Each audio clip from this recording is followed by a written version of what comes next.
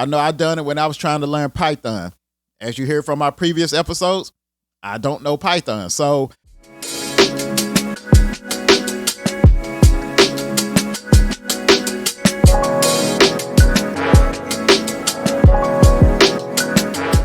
welcome to DebtFreeInIT. I'm your host, Mike. This podcast is for anyone who's looking to get into the IT industry, whether it's for a career change or you're just interested. I think you come to the right place. Today's episode is all about the one thing that could be holding you back. So this thing could be holding you back from starting your IT journey. It could also be holding you back from studying or learning that new skill. I know in my career it's held me back a couple of times. It held me back when I was in desktop trying to figure out if I wanted to go to networking. It held me back before then when I was in computer ops trying to figure out if I wanted to go to help desk. And then it held me back when I started this podcast. So if you notice, on most of my pages, the pages was created a couple of years before the podcast actually came out. And this, my friend, what I'm talking about is what we call analysis paralysis. So if you're unsure of the term analysis paralysis, just think about this. Have you ever caught yourself overthinking something, second guessing yourself, saying you're going to start something when everything falls into place or when everything is right? You know, you want to start studying, but you want to make sure that you're studying the right thing. You want to start studying, you want to be a cybersecurity engineer, but you want to make sure that you know everything about a desktop that you could possibly know before you get started.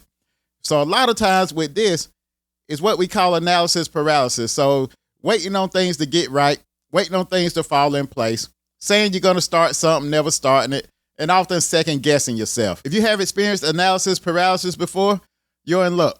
Today, I got 5 tips to help you overcome analysis paralysis and get you started on your IT journey or whatever you're trying to get started with and whatever goal you're trying to pursue.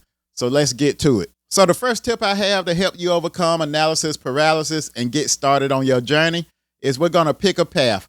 So this is where we're going to decide on what you want to learn, and then you're going to choose the resources you're going to use to learn that technology. So this could be something simple as deciding on the certification to study for, or deciding if you think you'll be better off enrolling in a school, or if you're capable of self-studying and learning on your own time.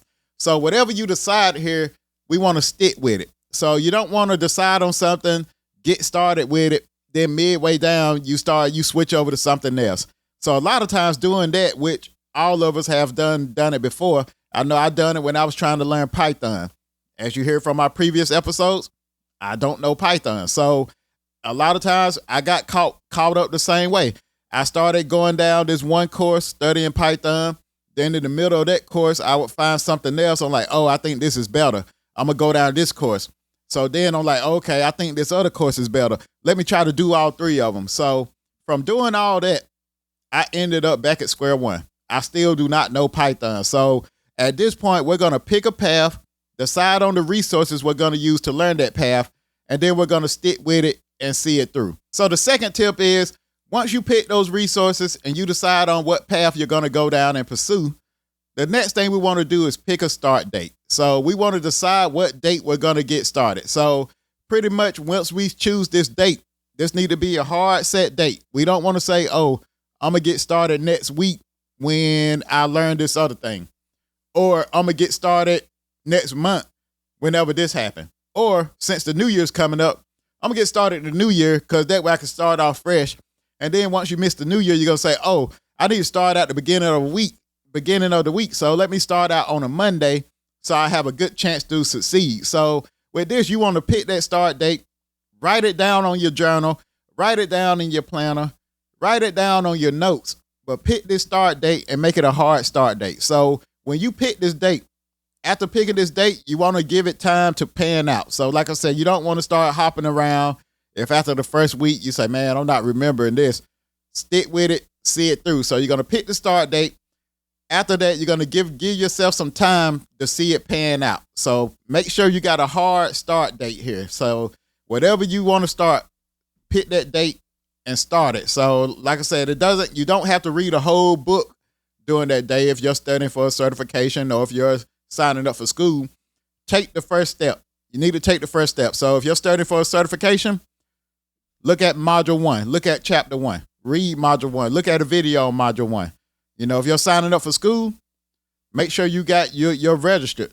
Make sure you got your classes picked out. Make sure you know what time your classes start. So whatever it is, we want to look at the whole picture, and then we're going to make it down to where we just taking different steps. And we're going to start with step 1. So the third tip to help overcome analysis paralysis is we're going to take our goal and we're kind of going to reverse engineer it. So we're going to break it up into smaller pieces, and then we're going to reverse engineer it. So if you want to become a cybersecurity professional, we're going to go out and look on Indeed or look at any kind of job board, look up that particular role and see what type of skills or certifications that position asks for. This way, we're going to start to build out our own roadmap to where we can follow to get to our end goal. So the key here is to focus on building that one skill or that one certification at a time. So as you look up that security professional job role, you see what skills they're asking for.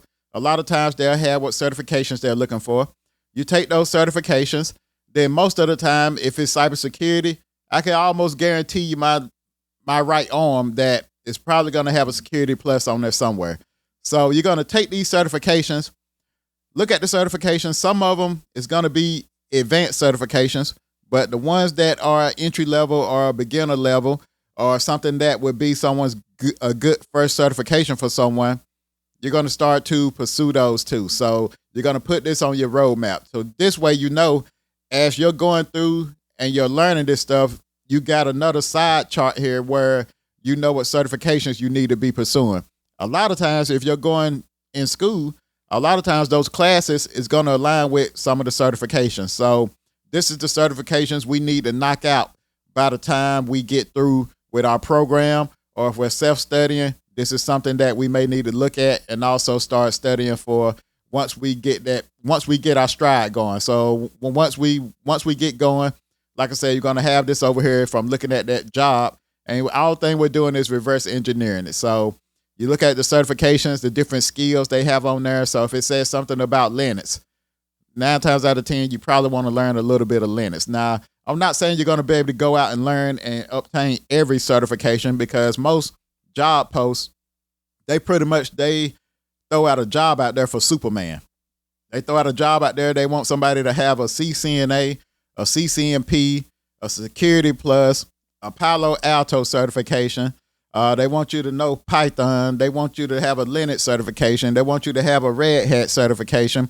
They want you to know VMware. So they're going to a lot of times they throw out the position looking for Superman, and then they're going to see what they catch. So getting a couple of those certifications will only help you to stand out better and help you to end up landing that role and becoming a security professional yourself. So like I said, look at the job role you want, reverse engineer it, because most of the time, the skills or the search they're asking for then is going to be the same skills and search that they may be asking for by the time you're ready to go out into the job market and start hunting. So hold up. If you're enjoying this, then get ready for my up-and-coming newsletter, The Log Files, a weekly newsletter to help you start your IT career with practical advice and tips powered by yours truly. So it's going to be launching soon, and it's packed with actionable advice, resources, and insights to help you kickstart your IT journey. The link is in the description and pinned in the comments, so don't miss out. And now let's get back to the episode. So the fourth tip I have is that growth comes with experience.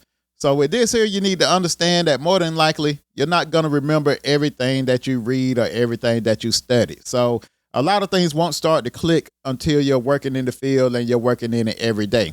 For me, from a networking perspective, a lot of the things in networking, even though I studied it, I had the certifications, a lot of it still didn't start to click until I was working in it every day. Because after you working in it every day, after a while, a light bulb is going to go off like, oh, okay, this is what I'm doing. Or, oh, okay, this is why I go in on the device and I go in and I put in this command. So this is what I'm doing. This is how I'm fixing this issue. So a lot of that stuff don't start to click until you start working in it. So just remember that most of the time you come in on the team, you're joining a new team and you see a network engineer, a senior network engineer. Understand that they wasn't always a senior networking engineer or a networking engineer. Understand that more than likely, most of them started out in the lower level, just like we started out, just like you may be starting out. So most of them started out with that help desk. They got their skills up and ended up making their way into networking. They may have started out as a network technician, then moved up to an analyst or administrator. And then after that, they moved up to that engineer and that senior engineer. So like I said, Rome wasn't built in a day. This networking engineer wasn't built in a day either. So most of the time it's going to take time. So don't get down on yourself because you're not remembering everything. You need to be able to speak that terminology and be able to make someone understand that you do know networking, but you don't need to go out and just be a network engineer time you walk across that stage or time you get that certification. A lot of times the certification, to me, what it proves is that you're capable of learning more on this networking thing. So if it's a networking certification and I see you got a networking cert or CCNA, that tells me that, okay, you're capable of passing the certification test, which means that you got to know a little bit of things about networking. Now, I may not expect you to be the best networking position, the best networking person I ever seen, but you are going to be expected to be able to build on that certification and apply it in the real world. So the last tip I have is to trust the process. So once you go through all these steps, you decided on what you're going to learn. We need to trust the process and see it through. So trusting the process, to me, it means that we're going to accept that we won't have all the answers at first. So, and most likely you're never going to have all of the answers. So it's all about taking that one step at a time, learning from your mistakes. So a lot of times, like you hear me say all the time, that I remember my mistakes more than anything. Like, you're hardly going to remember the good days, but I can tell you about that Friday afternoon when I put in that command and that whole switch went down and this whole wing of the hospital went down. I can tell you about those. I can tell you about the times I made those mistakes. I can tell you about the time where I had a PC and I didn't go through the proper steps. I went and took it to the user and ended up the user couldn't even log into it. So I can tell you about the mistakes because that's what you're going to learn from. You know, if you're not making mistakes, you're not learning. So you're going to learn from your mistakes.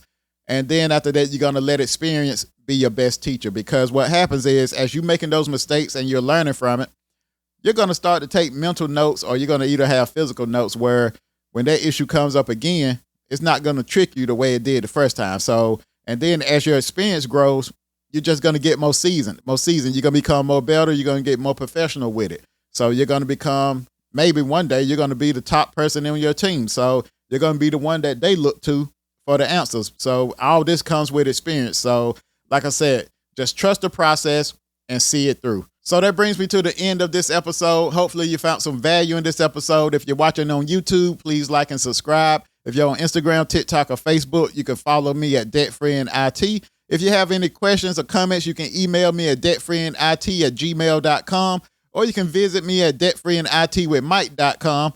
Other than that, I'll see y'all next week. Peace.